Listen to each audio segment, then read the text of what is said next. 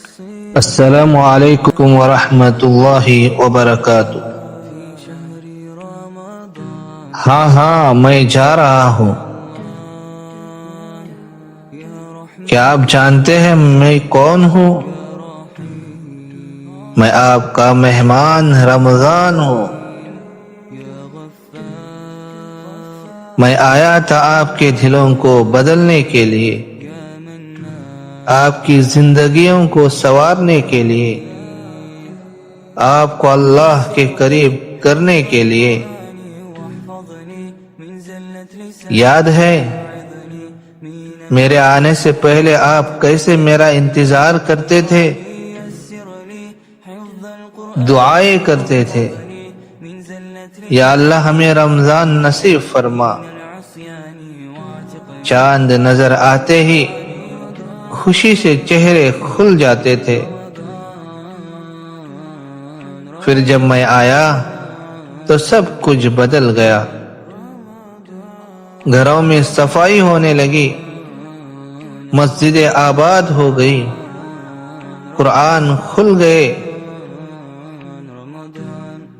کوئی نئی قرآن لے آیا تو کوئی تراویح کے لیے حافظ کی تلاش کرنے لگا۔ میرے آتے ہی تم بدل گئے۔ جو کبھی نماز میں سستی کرتا تھا وہ اذان سے پہلے مسجد پہنچنے لگا۔ جو ہمیشہ آخری صف میں ہوتا تھا وہ بھی پہلے صف کا انتظار کرنے لگا۔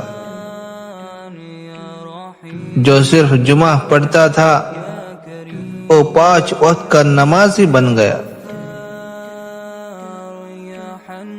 ماں اپنے بچوں کو جگانے لگی، بیٹا اٹھو سحری کا وقت ہے۔ پھر کہتی بیٹا تہجد پڑھ لو، یہ بہت قیمتی وقت ہے۔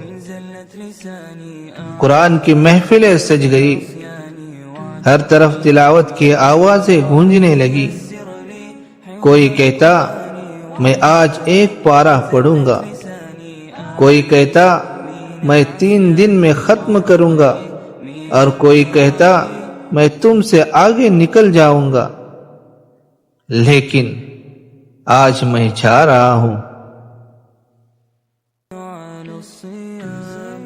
تم سے جدا ہو رہا ہوں، اور جاتے جاتے ایک سوال چھوڑ رہا ہوں۔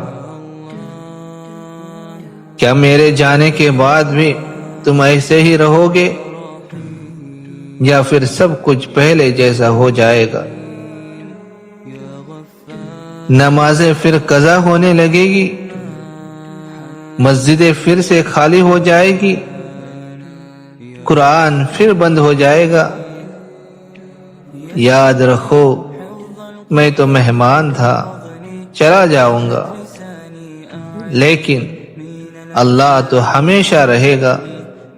مسجدیں وہی رہے گی، قرآن وہی رہے گا، توبہ کا دروازہ ہمیشہ کھلا رہے گا۔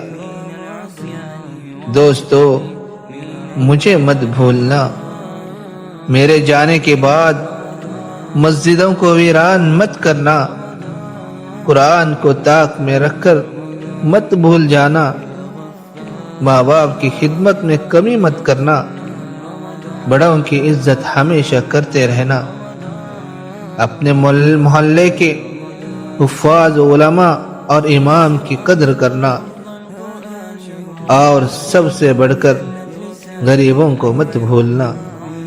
رمضان میں تو تم نے بہت دیا، لیکن کیا میرے جانے کے بعد بھی دو گے؟ ذرا سوچو،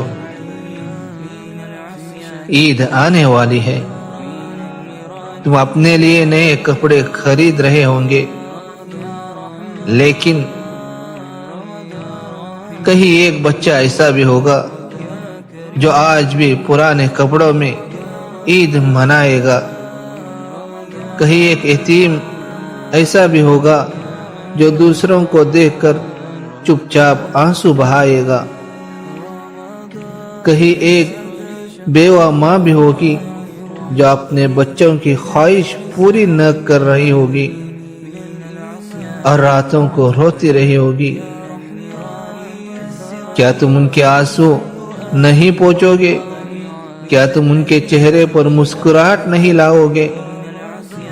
اگر تم واقعی میرے قدردان ہو، اگر تم نے مجھے سچا مہمان سمجھا ہے تو سنو، عید سے پہلے کسی ایک غریب کو خوش کر دو، کسی یتیم کے سر پر ہاتھ رکھ دو، کسی ماں کے چہرے پر مسکراہٹ لے آؤ۔ شاید تمہارا یہی ایک عمل تمہارے لیے نجات کا سبب بن جائے۔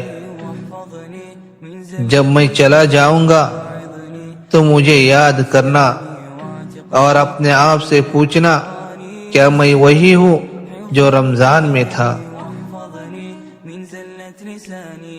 اللہ ہمیں سچی توبہ نصیب فرمائے، ہمارے عبادتوں کو قبول فرمائے، آمین یا رب العالمین۔